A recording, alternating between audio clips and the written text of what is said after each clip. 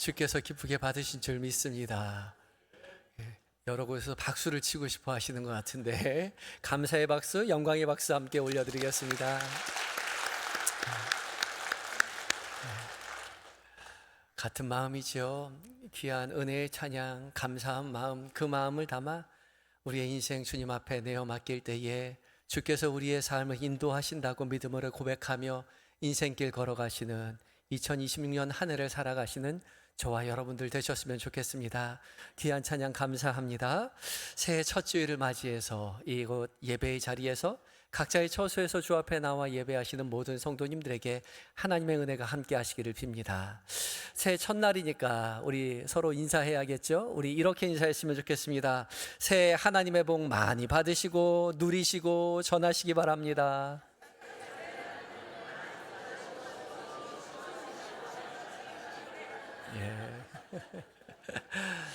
우리 새해 복 많이 받으라는 얘기는 참 많이 하지만 하나님께서 주신 그 복을 잘 누리고 전하는 그런 인사는 별로 많이 하지 않죠.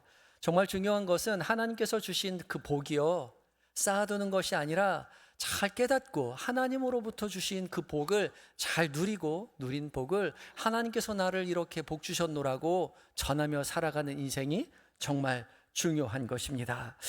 올해 우리 교회 표가요, 성령의 능력으로 땅끝까지 증인으로이죠. 우리 함께 읽어볼까요? 시작. 성령의 능력으로 땅끝까지 증인으로. 우리 교회는 선교 중점의 해로 올해를 보내게 됩니다. 근데 선교라고 하면 흔히 선교사를 파송하거나 선교사 지원하는 거, 그 정도로만 떠올리기 쉽죠. 그러나 근본적인 의미에서 선교라는 것은 하나님께서 우리에게 주신 그 복을 우리가 잘 받아 누릴 뿐만 아니라 받아 누린 그 복을 사람들에게, 이웃에게 전하는 것이 바로 선교이죠. 기독교 교리를 설명하고 결신시켜서 세례를 주는 것이 선교가 아니라 하나님께서 우리의 삶 가운데 이렇게 복 주셨노라고 고백하고 그 누리는 복을 세상 가운데 사람들에게, 이웃들에게 전하는 것이 선교라는 거예요. 그래서 올 한 해 하나님이 주신 복 많이 받으시고 누리실 뿐만 아니라 그 누린 복을 이웃에게 전하시는 저와 여러분들이 되셨으면 좋겠습니다. 그러니까 올 한 해는 선교의 삶을 살아가는 거죠. 받은 복 전하는 선교의 삶이요. 어떻게 하면 우리가 그렇게 선교의 삶을 살아갈 수 있을까? 오늘 말씀을 살펴보면 은혜를 나누려고 합니다. 첫 번째 우리가 기억해야 할 것은요, 오직 성령의 능력만이 우리를 선교의 삶으로 이끌어준다는 사실입니다. 함께 읽어보겠습니다. 시작.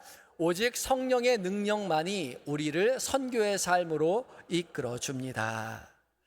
오늘 함께 봉독한 사도행전의 말씀은 제자들과 함께 예수님께서 부활하신 후에 40일 동안 함께 지내며 있을 때에 예수님께서 예수님 앞에 제자들이 나와서 주께서 이스라엘 나라를 회복시킬 때가 이때이니까 라고 물어보는 장면입니다.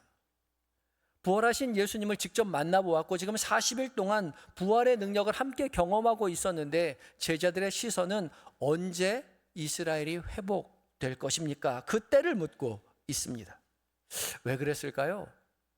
복음서를 살펴보면 제자들은 예수님께서 이스라엘을 회복시켜 주실 그때에 왕으로 예수님께 등극하시면 그 우편과 좌편에 누가 앉을지에 대해서 관심을 가지고 있었기 때문에 그렇습니다.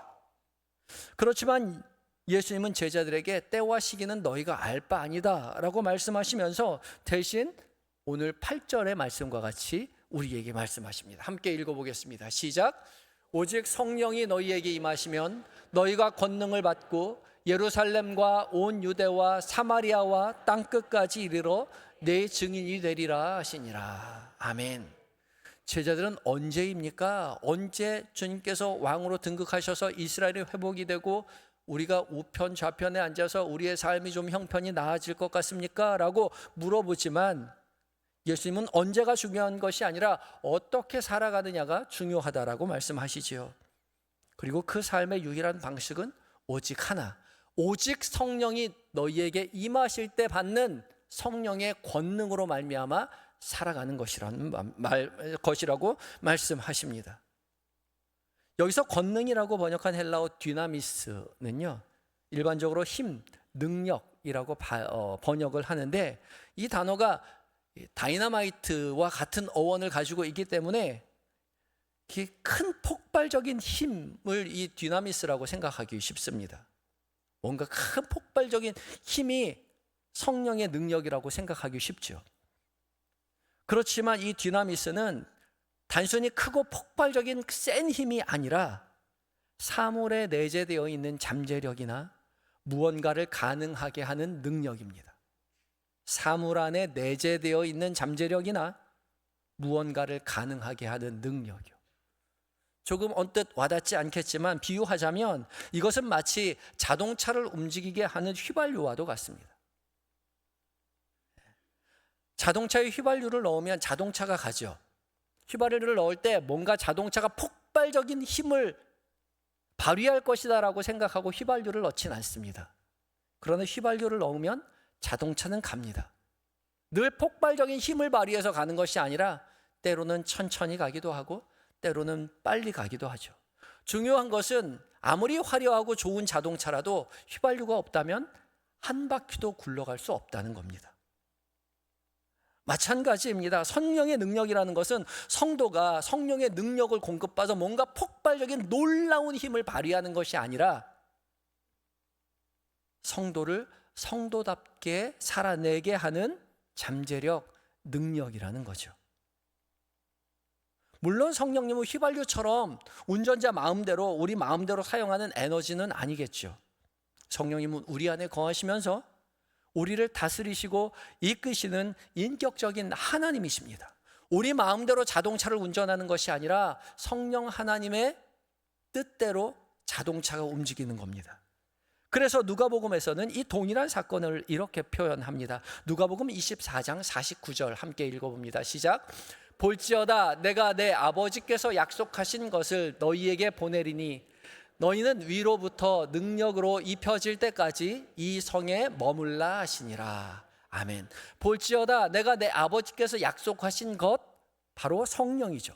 성령을 너희에게 보내리니 너희는 위로부터 능력으로 입혀질 때까지. 성령을 위로부터 능력으로 입혀진다라고 표현하고 있습니다. 그러니까 성령의 능력은 우리가 노력해서 만들어내는 것이 아니라 위로부터 입혀지는 능력, 하나님께서 우리에게 주셔야만 가능해지는 능력입니다. 그래서 성령의 능력은 성도가 성도답게 살아가는 하나님의 능력이죠. 우리의 의지대로 우리의 노력대로 하는 것이 아니라 하나님께서 그것을 성령의 능력으로 성도답게 살도록 가능하게 해준다는 겁니다. 성도인 우리로 두려움 가운데에서도 진리를 말하게 성령이 이끌어 주시고, 미워하던 사람 사랑으로 품어 안고 기도하도록 성령 하나님께서 이끌어 주시고, 포기하고 싶을 때 더 이상 견뎌낼 수 없다라고 주저앉아 있을 때 다시 일어서게 성령 하나님이 이끌어 주시고, 매일의 삶 가운데 예수님을 닮아가도록 성령 하나님께서 우리를 이끌어 주신다는 거죠. 이것이 바로 성령의 능력입니다. 그러하기에 이제 우리의 기도도 바뀌어야 되죠. 성령의 능력에 힘입어 뭔가 우리의 형편이 폭발적으로 바뀌어질 날을 기대하는 것이 아니라 언제쯤 우리 집 형편이 나아질까요? 언제쯤 제 사업이 잘 될까요? 언제쯤 우리 교회가 부흥할까요? 언제쯤일까요? 그 언제를 기대하는 것이 아니라 하나님, 저를 성령으로 옷 입혀 주시옵소서. 성령의 능력으로 인생을 살게 하여 주시옵소서. 성령 하나님 우리 가정 가운데 임하여 주시옵소서. 성령 하나님 우리 교회 가운데 충만케 하여 주시옵소서. 그렇게 기도해야 할 것이죠. 바로 그때 우리는 성도로서 믿음의 가문답게 교회답게 믿음의 길 걸어가게 되는 것이죠. 선교의 삶은 결코 우리 스스로의 결단이나 노력에서 시작되는 것이 아닙니다. 오직 성령님이 우리 가운데 임하실 때 성령의 임재 안에서 성령의 인도하심 속에서 자연스럽게 시작되는 거죠. 그러므로 올 한 해 오직 성령의 능력만을 구하며 살아가시는 저와 여러분이 되시기를 바랍니다. 오직 성령님께서 우리의 삶 가운데 2026년 계획한 모든 자리 가운데, 우리의 가정 가운데, 우리의 교회 가운데 임재하여 주셔서 오직 성령의 능력으로 성도답게, 믿음의 가문답게, 교회를 교회답게 세워가시는 복된 한 해를 살아가시는 저와 여러분이 되시기를 예수 그리스도의 이름으로 축복합니다. 두 번째 우리가 기억해야 할 것은요, 성령께서 이끄시는 선교적인 삶이라는 것은 예수 그리스도의 증인으로 살아나가는 것을 의미합니다. 함께 읽어봅니다. 시작. 선교의 삶이란 예수 그리스도의 증인으로 살아가는 것입니다. 8절 말씀을 다시 한번 읽어봅니다. 8절입니다. 시작. 오직 성령이 너희에게 임하시면 너희가 권능을 받고 예루살렘과 온 유대와 사마리아와 땅끝까지 이르러 내 증인이 되리라 하시니라. 아멘. 예수님은 우리에게 성령이 임하게 되면 우리가 성령의 능력으로 말미암아 예수님의 증인이 될 것이다 라고 말씀하고 계시죠. 여기서 증인이라고 번역한 헬라어는 마르티스입니다. 이 마르티스는 법정 용어입니다. 자신이 듣고 보고 경험한 것을 숨김없이 말하는 증인을 뜻하는 거예요. 증인은 논리적으로 자신을 변호하는 변호사가 아닙니다. 깨달은 교리를 가지고 다른 사람을 정죄하고 고발하는 검사도 아니죠. 그저 자기가 경험한 사실을 있는 그대로 낱낱이 말하는 사람이 바로 증인입니다. 그러므로 예수님께서 말씀하신 내 증인이 되리라, 증인된 삶이라는 것은 복잡한 교리를 공부해서 믿지 않는 사람들에게 세례를 주고 교인으로 만들어내는 것이 아니라 예수님께서, 하나님께서 내 삶 가운데 이렇게 역사하셨습니다. 내가 예수님 만나고 나서 내 삶이 이렇게 변화가 되었습니다. 내가 만난 예수님, 내가 만난 하나님의 사랑을 있는 그대로, 사실 그대로, 경험한 그대로, 보고 들은 그대로 증언하는 거예요.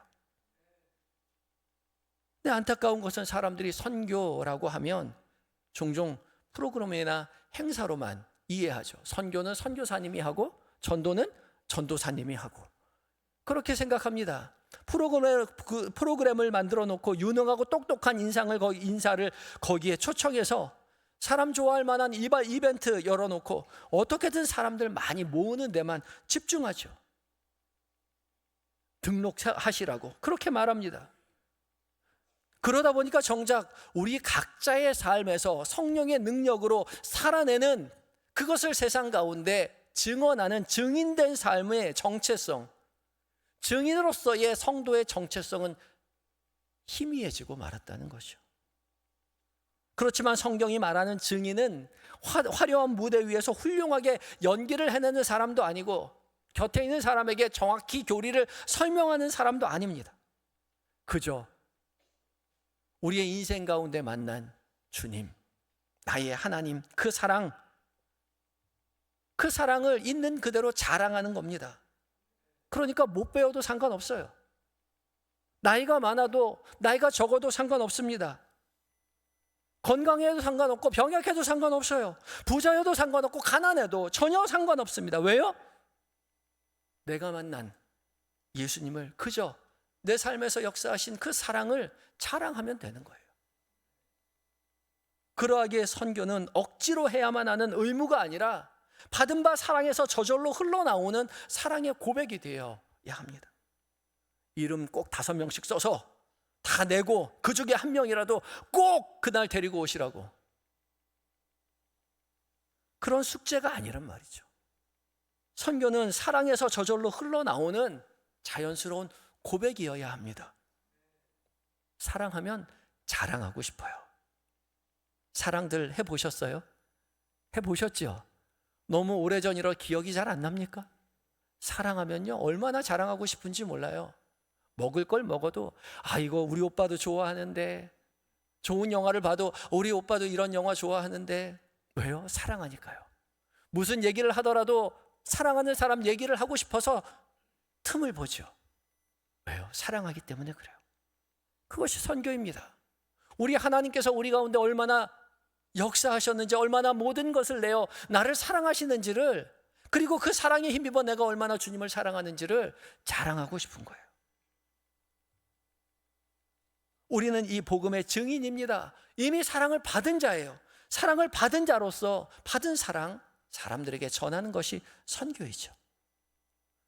선교는 하나님께 사랑을 받아서 시작되는 것이고 하나님의 사랑을 고백하며 더 사랑하게 되어서 우리가 사랑하는 하나님을 세상까지, 세상의 땅끝까지 자랑하며 살아가는 겁니다.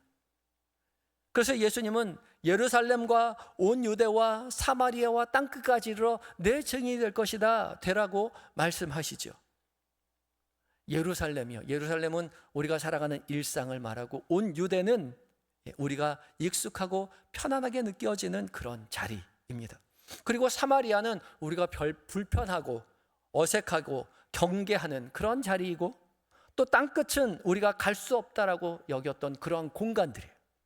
근데 예수님은 예루살렘으로부터 시작해서 차근차근 확대해서 땅끝까지 이르러까지 가라고, 거기까지 가서 증인되라고 그렇게 말씀하지 않고 이 모든 곳에서 동시에 증인으로 살아가라고 말씀하십니다.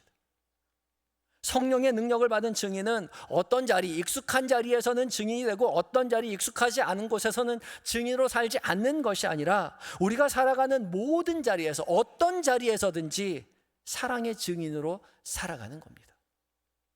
우리의 가정에서, 우리의 이웃에서, 직장에서, 우리가 직접 갈 수 없는 그곳에서 우리는 사랑의 증인, 복음의 증인으로 살아가라고 주님 우리에게 명령하셨습니다. 우리가 받은 그 사랑이 얼마나 크고 놀라운지를 우리의 삶의 모든 자리에서 자랑하며 살아야 합니다. 곁에 있는 사람에게 자랑해야 하고 가는 곳곳마다 자랑하고 곁에 우리가 직접 갈 수 없다면 사람들을 보내어 그 사랑에 대해서 자랑해야 하는 거죠. 오직 성령의 능력으로 받은 그 은혜를 누리고 그 많은 누린 은혜를 사람들에게 증언하시는, 기쁨을 전하시는 복음의 증인으로 살아가시는 저와 여러분이 되시기를 예수 그리스도의 이름으로 축복합니다. 기도하시겠습니다. 오직 사랑으로 충만하신 주님, 부족한 우리를 불러 은혜의 자리로 초대하여 주시고 주의 자녀라, 주의 사랑받는 제자라 세워주시니 감사합니다. 새롭게 시작되는 올 한 해 우리를 오직 성령의 능력으로 살아가게 하여 주시옵시고 말로만 하는 것이 아니라 삶으로 받은 바 그 사랑을 증언하는 복음의 증인으로 살게 하여 주시옵소서. 우리의 일터에서, 가정에서, 삶의 모든 자리에서 주께서 베푸신 은혜를 누리게 하시며 그 은혜를 기쁨으로 전하는 우리 모두가 되게 하여 주시옵소서. 우리의 소망 되신 예수님의 거룩하신 이름으로 기도드립니다. 아멘.